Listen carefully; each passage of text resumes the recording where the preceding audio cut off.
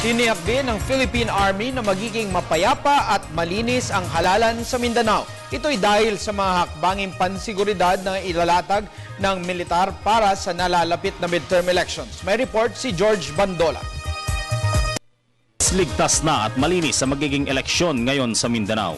Sabi ni Brigadier General Daniel Lucero, Brigade Commander ng Iligan, sinimulan nilang akitin ng mga grupo na umanib sa militar para isulong ang kapayapaan. We are actually preventing the occurrence of election-related violence. What we're doing right now is to settle yung rido, yung clan wars, yung vendetta.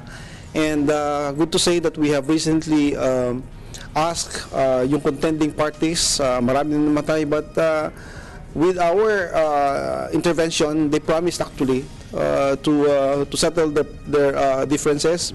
In fact, malaki ang natulong ng media. Maging ang listahan ng mga botante ayon sa general ay nalinis na rin. Higit sa 250,000 ng mga peking botante na naitala at nalinis mula sa Marawi City at Lanao del Sur. With the signing of the framework agreement between the MILF and the government, parang nagkakaroon ng spillover. I mean, relatively, we are presently experiencing a relative peace sa Lanao del Sur, and this has actually affected yung maraming lugar sa Lanao del Sur na parang slowly nagiging what I call tabu siguro. Hindi na yung paggamit ng dahas ang way to resolve conflicts, and we're hoping na mag-continue ito.